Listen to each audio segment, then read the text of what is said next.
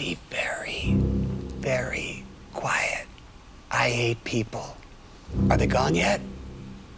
No? Shh. I gotta go hide. All right, Mojo Tears. Today we are going to talk about the Wallflower Cat. What is a Wallflower Cat? Well, if you don't know already, then you probably don't have one. And if you are one, you probably aren't watching me right now. And for the rest of you guys, why don't we just get Mojo-fied? Come on. What's up, Mojo Tears? It's your Cat Daddy here, and today we are going to be talking a little bit about the Wallflower Cat and what you can do to help your Wallflower Cat. Now, if you don't know already, I break cats into categories. I hate doing it. You know, we definitely wind up depersonifying.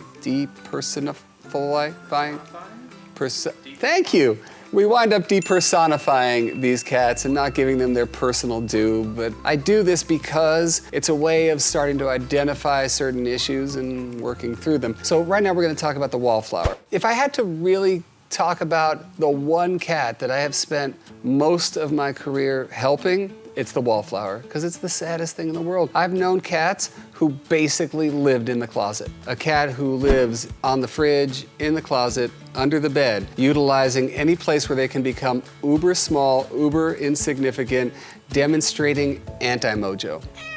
It's that cat who lives in what I call the unconfident where. The unconfident where can be in the same place. A cat can sit here and be totally confident. A cat can sit here and be totally unconfident. You have to be watching for the body language. That cat who is so far back under the bed, in the middle of the under the bed, under the headboard, they are basically saying, if I am invisible, I'm good. The smaller I get, the more a part of the furniture I get, it's the only way that I can control my nerves. I have zero in the way of mojo. And what we wind up doing is making the mistake of catering to the fear, of not challenging our wallflowers forward a little bit and telling them, hey, there is mojo to be found in the light, man. Come to the light. Instead, what well-meaning guardians have done a lot of in the past is you build a nice comfy bed in the closet, because hey, they're hanging out in the closet anyway, I might as well give them what they want. I know people who feed their cats in the closet or under the bed. And then there's the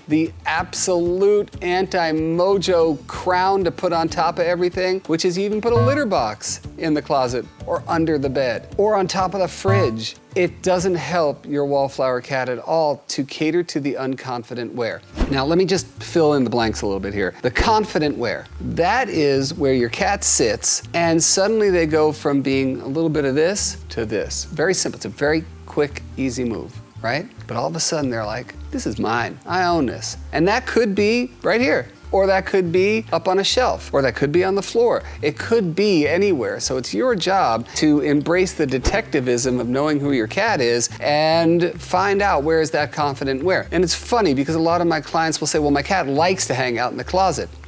That's where that's not true. Your cat doesn't like it. They feel like they have to because they can't control their nerves once they go out. There is no advantage to Wallflowerism at all, okay? So it's up to you guys to define where is the challenge line in your cat and start pulling them forward a little bit. If your cat lives under the bed, people, it's not okay. Let's let that sink in. It's not okay.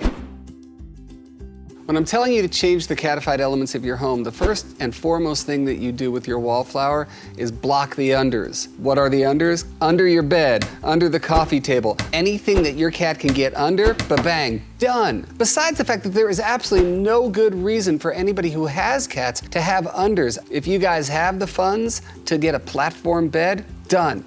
If not, we've done this with pieces of wood, that you just attach pieces of wood. I can't tell you how important it is to block the unders. Not to mention the fact, if, God forbid, you had a fire in your house, some kind of an emergency, your Scaredy Cats are gonna go directly under that bed, under the headboard, in the middle of the bed. You try to get them out of there when something bad's going down. I'm only telling you this because I have seen it happen. It is a bad scene when you try to get cats out and you're trying to get out of the house. Block it. There is no reason.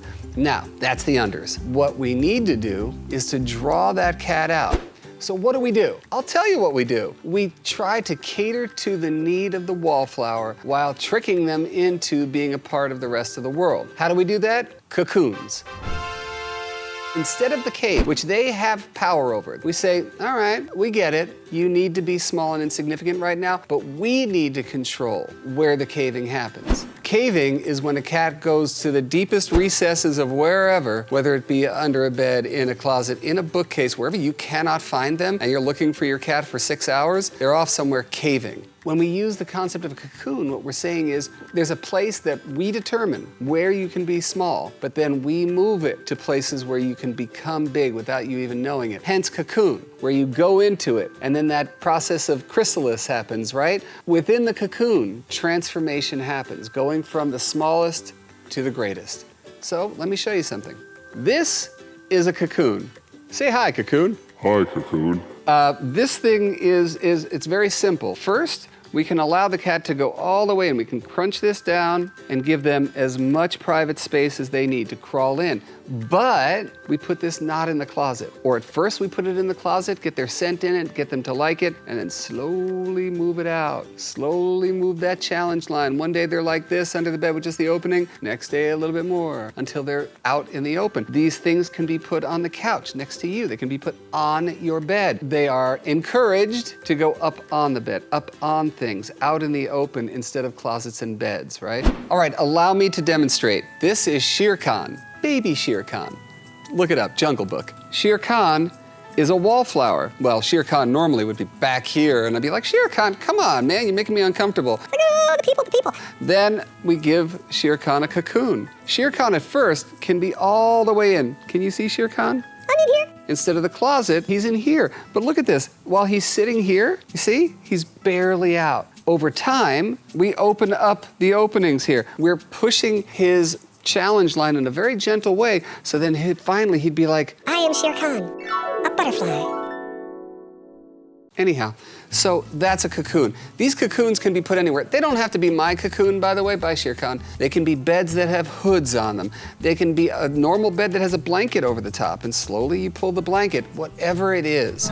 Stop the presses. Hold on 1 second. So the cocoon, I stopped making the cocoon. What does the exact same thing as the cocoon in terms of cocooning is this. This is the clamshell. This is my comfy clamshell. So the great thing is here, again, this serves the purpose we were talking about, where you get to decide where your cat is going to cocoon. So we can expand their confidence. In this case, what we do is we get Shere Khan all nice and comfy in here. He can hide if he needs to. He's like, oh, I don't want to see anybody, bye-bye. And he's like that. And then over time, as he gets comfortable, as he starts to say, all right, this is okay, then we just open it up a little bit more, and slowly over time it becomes a bed that he can still peek out of, and eventually it can go all the way flat, and now it's just a mat. It has his scent in it. He feels confident about it. You can put this on the couch. You can put this on the floor next to the couch. Now he's still a part of the family. He's not off in the closet, and he's not under the bed, and he's not on the fridge. He's sitting around in his clamshell. He's like, I'm king of the world. I'm king of the world.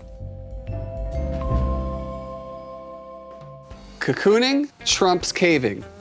Every day of the week, man. It just can't be that we allow our cats to cave. And if there's good reason behind it, then we fix the reason. You gotta deal with it instead of allowing them to cave. Now, if you have a wallflower cat, don't forget, I've spent many years working with wallflowers because they tug at my heart as they should yours. But if it's not you that has a wallflower cat, but a friend of yours, show your friend this video, share this video. It is of the Team Cat Mojo ethos that we share the word and we get all cats mojo-fied. We turn all cats into mojito cats, and we do that by sharing the information. Now, of course, if you want the full wrap-up on Wallflowerism and Cocoonism, Total Cat Mojo, The Ultimate Guide to Life with Your Cat, is a book you can buy, and you probably should if you have a cat. Just my humble opinion. Don't forget, Cat Mojo is user-inspired. I want to see your comments. I want you guys to give me more information about what drives you crazy in your home, and let me make videos about it because I want to help you guys, and of course, I want to help your cats. And until the next time we see each other, all light, all love, all mojo to you. Bye, guys.